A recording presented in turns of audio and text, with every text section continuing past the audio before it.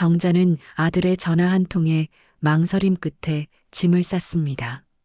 남편이 세상을 떠난 지 벌써 3년. 허전한 집에서 라디오만 틀어놓고 지내던 나날에 아들 종우는 말했습니다. 혼자 계시는 것보다 같이 사는 게 어떠냐고요. 많이 고민했지만 아들, 며느리가 맞벌이에 힘들어하니 도와주고 싶은 마음이 컸고 무엇보다 손녀 하늘이도 보고 싶었고 자식들과 같이 밥을 먹는 일상이 다시 돌아온다면 그것만으로도 감사한 일이라고 생각했습니다. 함께 살기로 한 건 며느리 수진이의 동의도 있었기 때문이었습니다. 함께 살아도 아들 내외에게 민폐가 되지 않겠다는 생각을 했죠. 정자는 매일 새벽 6시면 눈을 떴습니다. 아침밥을 준비하고 하늘이 어린이집 점심 식판을 챙기고 아들 종훈의 와이셔츠를 다림질했습니다. 그렇게 하루가 지나면 빨래를 널고 식탁을 닦고 냉장고 안을 정리했습니다. 설거지는 물론이고 수진이 퇴근하면 어깨를 주물러 줄 때도 있었습니다. 어머님 손이 제일 시원해요. 웬만한 안마기보다 좋다니까요. 그래도 어머님 힘드신데 이제 그만해 주셔도 돼요. 수진은 그런 정자를 보고 처음엔 미안해했습니다. 그래도 어머님이 계셔서 든든하다고 정말 도움된다고 말했지요. 정자는 그 말 한마디에 마음이 풀렸습니다. 도와주는 일이 아니라 가족이니까 함께하는 일이라 믿고 싶었습니다. 그런데 어느 순간부터였습니다. 수진의 말투에서 피곤함이 묻어나기 시작했습니다. 퇴근하고 집에 들어오며 던지는 말이 달라졌습니다. 하늘이 오늘 간식 제대로 안 챙겨주셨어요?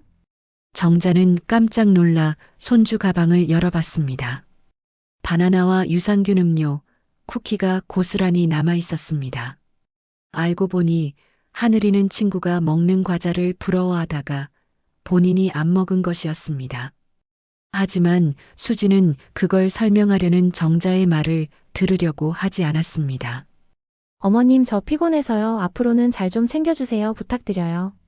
무생채 반찬이 짜다고 말하던 날 정자는 자신도 모르게 다시 맛을 보고 며느리가 마음에 들게끔 다시 가느라고 접어둔 빨래가 마음에 안 든다는 말을 들었을 때 조심스럽게 다시 개기도 했습니다. 정자는 며느리에게 짐이 되는 걸 원치 않았습니다. 더 조심하고 더 열심히 하려 했죠. 그러던 어느 날 밤 정자는 방 안에서 하늘이의 그림책을 정리하고 있었습니다.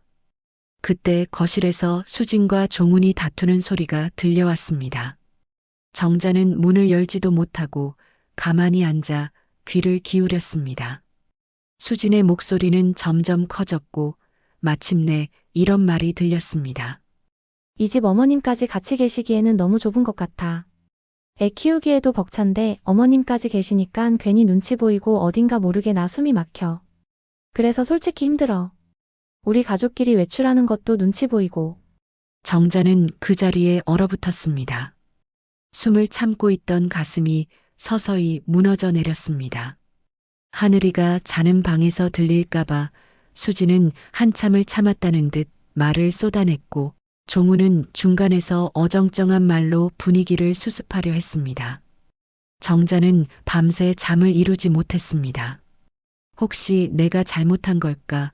혹시 뭔가 더 배려했어야 했을까? 스스로를 책망하며 새벽이 될 때까지 뒤척였습니다. 지금까지 살림에 육아에 하루도 안 힘든 날이 없었던 정자는 아무리 생각을 하려고 쥐어짜도 자신이 있어 뭐가 그렇게 숨막힐 일인지 알 수 없는 노릇이었죠. 아침이 오고 수지는 아무 일도 없던 듯 커피를 마셨습니다. 정자는 그 얼굴을 마주보지 못한 채 거실 창가에서 하늘이에게 바른 옷을 입혀 유치원에 보냈습니다. 종우는 그날 저녁 정자에게 조심스레 말을 꺼냈습니다. 엄마 잠깐 얘기 좀 해요. 그래 무슨 할 말이라도 있니? 정자는 아들의 방으로 따라 들어갔습니다. 종우는 자리에 앉으면서도 말을 망설였습니다. 옆에 앉은 수지는 입을 꾹 다물고 있었습니다. 정자는 조용히 기다렸습니다. 그 침묵이 오래 이어지자 종훈이 입을 열었습니다. 엄마, 잠깐이라도 혼자 지내보시는 게 어떨까 해서요. 엄마 같이 지내시기 불편하지 않아? 집도 좁아서 조금 답답하고 하늘이도 요즘 좀 예민해지고. 정자는 한참을 듣고만 있다가 고개를 천천히 끄덕였습니다. 대답은 하지 않았습니다. 같이 살자고 할 때는 언제고 이제 와서 이러니 나가달라는 소리로 들릴 수밖에 없었습니다. 다음 날 수진이 그 틈을 타 말했습니다. 어머님 함께 지내시면서 불편하셨어요? 하늘이 아빠가 어머님 따로 나가서 살고 싶다고 하셨다고. 어머님 제가 근처에 봐둔 원룸이 있어요. 거기 깨끗하고 좋더라고요. 가격도 저렴하고 신축이라 어머님도 마음에 드실 것 같아요. 보증금은 하늘아빠가 드린다고 하니 걱정 안 하셔도 될 것 같아요. 그동안 정말 감사했어요, 어머님. 감사라는 단어가 정자의 가슴에 조용히 박혔습니다. 며느리의 말은 예의 바르면서도 확고했습니다.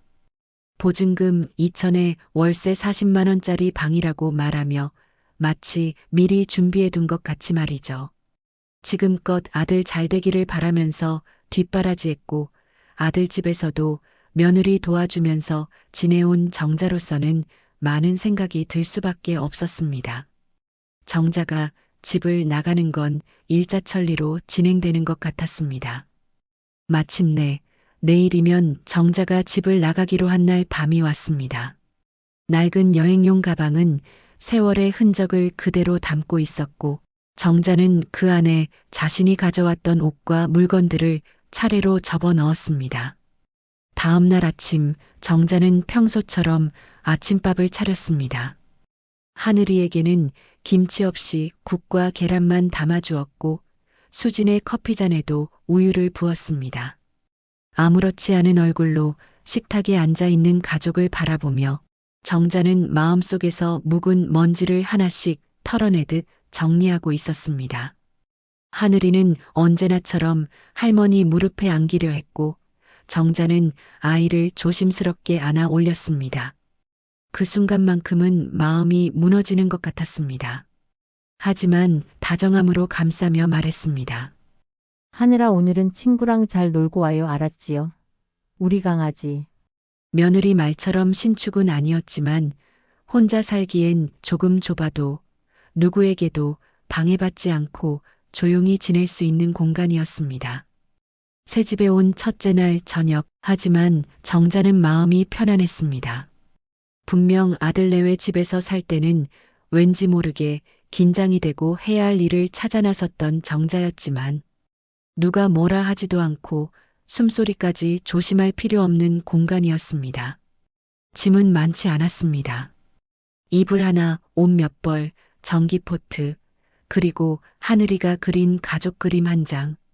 필요한 건 집 앞에 조금 걸어가면 시장이 있으니 사다 모아야겠다고 생각했죠.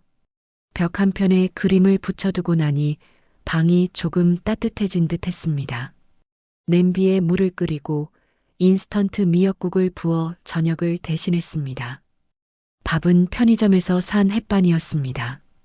혼자 먹는 밥상이 어색했지만 오히려 조용하고 단순해서 좋았습니다. 그날 밤 정자는 창문을 열고 골목을 내다봤습니다. 간판 불빛 하나 없는 조용한 거리, 고양이 한 마리가 쓰레기 봉투를 뒤적이고 있었습니다. 먼지 낀 달빛이 벽에 길게 비쳤습니다. 그 조용함 속에서 정자는 눈을 감았습니다. 그렇게 서럽기도 하지만 마음은 편안한 밤이 지나고 있었습니다. 며칠 후 정자는 동네 시장을 찾았습니다. 작은 장바구니 하나 들고 달걀 6알, 시금치 1단, 국거리 소고기 조금을 샀습니다. 시장의 상인들은 정자를 낯선 얼굴로 바라보았지만 친절한 인사는 어색하지 않았습니다. 계산을 마치고 나오는 길에 마주친 건 옛 동네 친구 순자였습니다. 놀란 얼굴로 순자는 물었습니다. 어머머 정자야? 정자네 여기 어떻게 왔어? 이게 얼마만이야? 아들이 어렸을 때 알고 지내던 동네 친구 순자였습니다. 이사를 가면서 연락이 끊긴 지 10여 년이 된 것 같은데 오랜만에 만나 내심 반가웠습니다. 서로 이름이 비슷해서 깔깔 웃으면서 공통점이 많다고 즐거워도 했었던 기억이 있던 친구였습니다. 순자는 정자를 보며 놀라며 기뻐했고 왜 여기서 혼자 사냐고 물었습니다. 정자는 머뭇거리다 말했습니다. 그냥 좀 조용히 살고 싶어서. 조용히 혼자 살고 싶은 게 나의 의지가 아니었다는 걸 차마 말할 수는 없었죠. 하지만 눈치 빠르기로 유명했던 순자는 눈치챘지만 더 묻지 않았습니다. 대신 따뜻한 말 한마디를 건넸습니다. 힘들면 연락하라고요. 정자는 고개를 끄덕이며 웃었습니다. 그 미소 뒤에 맺힌 울음은 감추는데 익숙했습니다. 방에 돌아와서는 직접 장을 본 재료로 국을 끓였습니다. 시금치를 다듬고 소고기를 볶아 육수를 냈습니다. 거창하지는 않아도 내 손으로 만든 음식이었습니다. 혼자 밥을 먹으며 정자는 문득 생각했습니다. 내가 이렇게 조용히 살아도 괜찮구나. 이사 온 지 열흘쯤 되던 날 우편함에 알록달록한 편지 봉투 하나가 꽂혀 있었습니다. 하늘이가 보낸 편지였습니다. 삐뚤빼뚤한 글씨로 할머니 사랑해요라고 적혀 있었고 크레파스로 색칠한 하트도 그려져 있었습니다. 봉투엔 수진의 필체로 주소가 쓰여 있었습니다. 정자는 그 편지를 두 손으로 꼭 쥐고 한참을 앉아 있었습니다.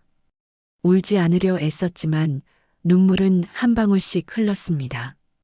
그래도 전화는 하지 않았습니다. 그 집으로 다시는 돌아가지 않겠다는 다짐이 무너지지 않도록 마음을 꼭 쥐고 있었습니다. 밤늦게 하늘이의 그림을 벽에 다시 붙였습니다. 하늘이와 자신이 손을 잡고 웃고 있는 그림 속 가족은 아직 함께였습니다. 현실은 멀어졌지만 그림 속 그 손은 여전히 따뜻했습니다. 정자는 천천히 등을 기대고 중얼거렸습니다. 그래, 이렇게 사는 것도 나쁘지 않아. 정자가 이사한 지 한 달이 넘었을 때였습니다. 처음엔 조용한 시간이 마냥 좋기만 했지만 점점 날이 따뜻해질수록 하늘이 생각이 더 자주 났습니다.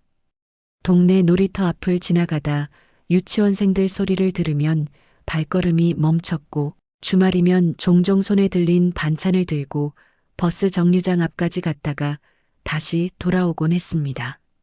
하지만 전화는 하지 않았습니다.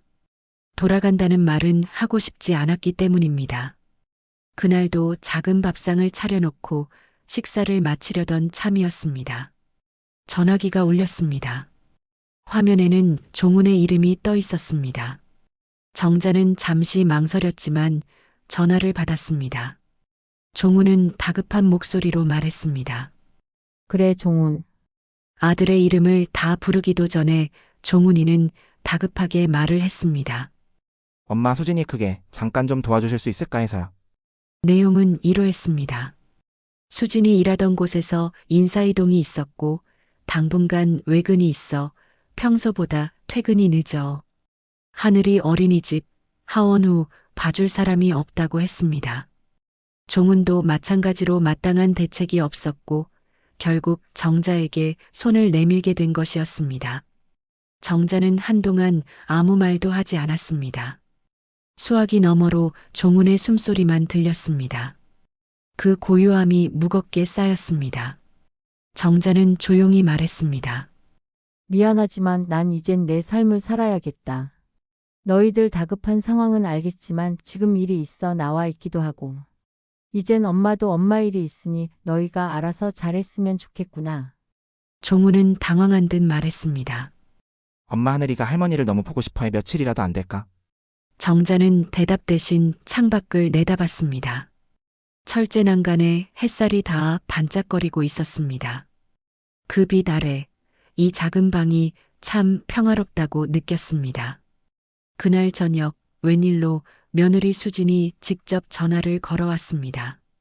평소와 달리 조심스럽고 낮은 목소리였습니다. 어머님, 제가 예전엔 너무 경솔했어요. 그땐 제가 몰랐던 것 같아요. 죄송했어요. 어머님 며칠만이라도 부탁드려요. 정자는 한참 동안 아무 대답도 하지 않았습니다. 그리고 천천히 입을 열었습니다. 내가 거기서 살던 동안 하루라도 편한 적이 있었는지 묻고 싶다. 너네 도와준다고 하루도 편한 날 없이 내쫓기듯 나왔는데 이제 와서 부탁을 하는 거니 당황스럽구나. 수지는 죄송하다는 말만 되풀이했습니다. 정자는 더 이상 듣고 싶지 않았습니다. 너희들이 필요할 때만 손 내밀고 필요 없으면 미련 없이 밀어내는 거. 내가 겪어봐서 알잖니? 난 아무리 자식 며느라라도 그런 사람들 곁에 있고 싶지 않구나. 내가 하늘이를 생각하면 1000만 번도 더 달려갔지만 이건 아닌 것 같다. 너희가 책임져야 할 일이니 알아서 잘하도록 해라. 전화를 끊고 나서 정자는 손에 힘이 빠졌습니다. 마음 한구석은 아렸습니다. 하지만 동시에 자신을 지켜냈다는 사실에 조금의 안도감도 들었습니다. 주방으로 가서 물을 끓이고 작은 잔에 녹차를 따랐습니다. 따뜻한 김이 올라오자 마음도 조금씩 가라앉았습니다. 창문 밖으로는 어느새 저녁 어스름이 내려앉고 있었습니다. 정자는 커튼을 걷고 하늘이 편지를 꺼내 다시 읽었습니다. 그 편지는 여전히 벽에 붙어 있었고 하늘이의 웃음도 그림 속에 그대로 남아 있었습니다. 정자는 조용히 그 앞에 앉아 중얼거렸습니다. 미안해 하느라 하지만 어쩔 수가 없구나. 정자가 수진의 전화를 끊은 지 사흘째 되던 날, 이번엔 영상통화가 걸려왔습니다. 며느리인 걸 보니 하늘이인 것 같았습니다. 정자는 잠시 멈칫했지만 이내 전화를 받지 않고 휴대폰을 뒤집어 놓았습니다. 화면에서 울리던 통화 알림음이 멎자 방 안은 다시 고요해졌습니다. 그러나 마음은 흔들렸습니다. 하늘이의 목소리가 귀에 들리는 듯했고 그 작은 손이 정자의 손을 잡던 감촉도 어렴풋이 되살아났습니다. 정자는 책상 위에 있던 편지를 다시 펼쳐들었습니다. 편지지에 주름 하나하나를 쓰다듬으며 스스로를 다잡았습니다. 돌아가고 싶은 마음이 아니었습니다. 그저 그립고 아픈 마음이었습니다. 다음 날 아들 종훈이 직접 찾아왔습니다. 낯선 동네 골목을 헤매다 겨우 찾아온 얼굴은 피곤해 보였고 손에는 봉다리 속 사과가 들려 있었습니다. 정자는 문을 열고도 잠시 말이 없었습니다. 그래 왔니? 종훈은 어색한 웃음을 지으며 말했습니다. 엄마, 여기 지내기 어떠세요? 보기에는 아늑해 보이는데 엄마 한번 뵙고 싶었어요. 정자는 조용히 아들을 안으로 들였습니다. 물 한 잔을 내주고 아무 말 없이 마주 앉았습니다. 종훈은 말끝을 흐리며 여러 이야기를 꺼냈습니다. 회사 일, 수진의 스트레스, 하늘이의 어린이집 적응 문제. 말은 길었지만 핵심은 하나였습니다. 다시 엄마의 도움이 필요하다는 말. 정자는 고개를 들고 아들의 눈을 바라봤습니다. 엄마 죄송해요. 우리가 그땐 너무너무 무심했어요. 엄마가 이렇게까지 힘드셨는지 몰랐어. 정자는 천천히 고개를 끄덕였습니다. 그래 너희가 힘들 수 있다는 건 이해해. 그런데 나도 사람이야. 나도 상처받고 피곤하고 외롭단다. 종훈은 말없이 고개를 숙였습니다. 잠시 후 정자는 식탁 쪽으로 가서 식은 녹차를 따르며 말했습니다. 이제는 나도 내 하루가 소중해. 내가 나를 챙기지 않으면 누가 챙기냐. 아무도 안 챙겨. 종훈은 한참을 침묵하다가 자리에서 일어났습니다. 알았어, 괜찮아요. 엄마 말씀이 맞아요.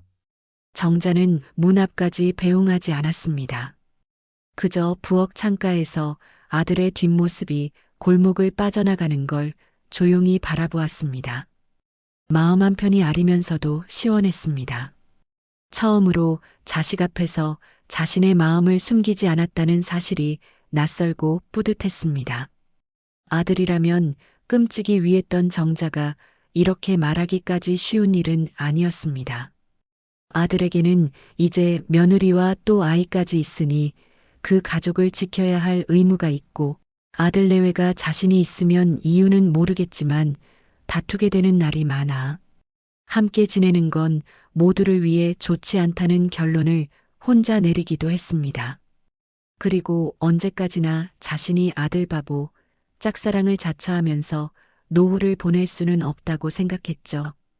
밤이 깊어지자 정자는 창문을 닫고 조용히 불을 끄고 누웠습니다. 천장을 바라보며 중얼거렸습니다. 이렇게라도 내 몫의 평화를 찾은 거라면 참 잘한 일이라고 애써 되뇌이며 잠이 들었습니다. 정자는 평소보다 조금 늦게 우편함을 열었습니다. 그날따라 바람이 차가웠고 가슴 어딘가가 묘하게 쿡쿡 쑤셨습니다. 봉투 하나가 눈에 띄었습니다. 발신인은 수진이었습니다. 조심스럽게 봉투를 열자 하늘이의 사진이 먼저 나왔고 그 아래엔 아이의 손글씨로 보이는 편지 한 장이 접혀 있었습니다. 할머니, 보고 싶어요. 친구들이 할머니랑 찍은 사진 자랑해서 나도 보여주고 싶어요. 순간 정자의 눈앞이 흐려졌습니다. 사진 속 하늘이는 이전보다 훌쩍 자라 보였고 편지지 위의 하트들은 삐뚤빼뚤했지만 진심이 묻어 있었습니다. 그 옆엔 수진의 글씨가 덧붙여져 있었습니다. 죄송해요. 어머님 혹시 뵐 수 있을까요? 정자는 편지를 접어 책상 서랍에 넣고 조용히 의자에 앉았습니다. 이렇게까지 하는 걸 보면 물론 잘못했다는 미안한 마음도 있을 수 있을 테지만 다급하긴 하구나 라는 생각이 들었습니다. 그러나 웬일인지 정자는 마음이 쉽게 움직이지 않았습니다. 다시 그 집으로 돌아간다는 생각만으로도 등골이 서늘해졌습니다. 그동안 마음 한구석에 쌓였던 억울함과 외로움이 편지 한 장에 풀리기엔 너무 컸습니다. 며칠 뒤 초인종이 울렸습니다. 인터폰을 확인하자 수진이 문 앞에 서 있었습니다. 얇은 코트를 여미고 두 손엔 작은 봉투와 하늘이 그림책이 들려 있었습니다. 정자는 문을 열고도 한참 말이 없었습니다. 그래, 왔니? 수진은 깊이 허리를 숙이며 말했습니다. 어머님, 정말 죄송합니다. 제가 너무 철이 없었어요. 정자는 고개를 끄덕이긴 했지만 말은 아꼈습니다. 수진은 조심스럽게 하늘이 이야기를 꺼냈습니다. 아이가 밤마다 울며 할머니를 찾는다고 어린이집에서도 말수가 줄고 혼자만 있으려 한다고 했습니다. 정자는 입술을 앙다물며 잠시 고개를 떨궜습니다. 마음이 아프지 않다면 거짓이었습니다. 하지만 다시 아들네외 집으로는 들어가고 싶진 않았습니다. 한참을 침묵하던 정자는 조용히 말했습니다. 나도 하늘이는 보고 싶다만 너네 집으로는 돌아가고 싶지는 않구나. 수지는 잠시 망설이다 말했습니다. 그러면 혹시 주말만이라도 하늘이 봐주실 수 있을까요? 토요일이요? 참 변하지 않는 게 사람이라고 누군가 말했던 생각이 났습니다. 아들은 3개월간 주말 교육이 있고 며느리는 부서 이동하고 얼마 지나지 않아 전임자가 인수인계를 안 해준 상태로 회사를 그만두어 주말 잠깐씩이라도 나가서 특근을 해야 한다는 것이었습니다. 구구절절 얘기하고 있는 며느리가 말이 없던 평소 모습과 달라서 조금 당황스러웠습니다. 예전 같으면 아들 내외가 힘들겠다 걱정부터 나올 정자였지만 지금은 조금 달랐습니다. 힘든 건 힘든 거고 한 치 앞도 못 보고 내쫓더니 이제는 아이 봐줄 사람으로 자신이 누구보다 필요한 존재가 되어 있다는 사실이 한편으로는 씁쓸했습니다. 오전 10시부터 오후 5시까지라고 하니 토요일마다 아이를 정자가 사는 원룸에 데려다줘도 되는지 물어보는 것이었습니다. 알았다, 그럼 그때는 우리 집에 데려다 주면 내가 하늘이랑 같이 있으면 되겠구나. 그렇게 말하고 나니 수지는 감사하다는 말을 하며 말했습니다. 하늘이가 할머니랑 지내면서 자신이 신경을 많이 못 쓴 부분을 잘 알게 되었다고 하면서 하늘이가 할머니를 찾고 많이 울어서 자신이 생각했던 것보다 하늘이에게 할머니의 존재가 크다는 걸 알게 되었다고 했죠. 며느리가 나가고 나서야 정자는 천천히 한숨을 내쉬었습니다. 그날 밤 정자는 며느리 앞에서는 태연했지만 하늘이를 볼 생각에 얼마나 좋았는지 계속 미소가 나왔습니다. 그리고 하늘이를 맞이할 준비를 하기 시작했습니다. 집안을 청소하고 하늘이가 좋아하는 간식을 적어놓고 장을 봐야겠다는 생각을 했습니다. 하늘이의 이름이 적힌 스티커를 오려 작은 탁자 옆에 붙이기도 했습니다. 벽에 걸린 하늘이의 그림도 다시 정리했습니다. 토요일 아침 정자는 더 일찍 눈을 떴습니다. 원룸의 조그만 창문 틈으로 들어온 햇살이 벽에 길게 그려지고 있었습니다. 하늘이를 만난다는 생각에 몸은 피곤했지만 마음은 오랜만에 가벼웠습니다. 정자는 새로 산 사과를 꺼내 반을 잘랐고 아이가 좋아하던 딸기 우유도 냉장고에서 꺼내 작은 컵에 부었습니다. 의자에 담요를 덧대고 탁자 위엔 색연필과 도화지를 올려두었습니다. 창문을 잠깐 열어 바람을 환기시키고 다시 닫았습니다. 10시가 채 되기 전 현관 초인종이 울렸습니다. 정자는 천천히 문을 열었습니다. 문 앞에서 기다리던 하늘이가 반가운 표정으로 달려들었고 정자는 무릎을 굽혀 아이를 안았습니다. 아이의 볼에 닿은 체온이 따뜻했습니다. 그 뒤를 따라 선수진은 약간 굳은 얼굴로 인사를 했고 정자는 가볍게 고개를 끄덕였습니다. 하늘이는 방 안을 두리번거리며 좋아했습니다. 탁자 위에 색연필, 스티커가 붙은 컵, 작은 의자 하나하나가 전부 신기한 듯 했습니다. 정자는 아이에게 사과를 깎아 건네며 물었습니다. 하늘아, 요즘 어린이집은 재미있어? 하늘이는 고개를 끄덕였지만 금세 말했습니다. 근데 할머니 없어서 재미가 반밖에 없어요. 정자는 가슴 한쪽이 저릿했지만 표정을 숨기며 아이의 머리를 쓰다듬었습니다. 하늘이와 함께 도화지에 꽃을 그렸고 색연필로 강아지를 그리고 함께 과자를 나누어 먹었습니다.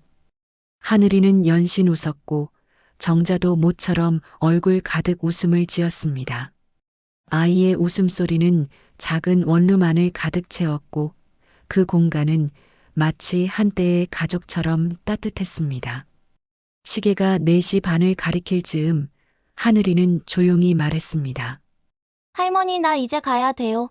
엄마도 기다리고 아빠도 기다려요. 할머니, 하늘이랑 같이 가자. 정자는 고개를 끄덕이며 아이의 손을 잡고 정자는 말했습니다.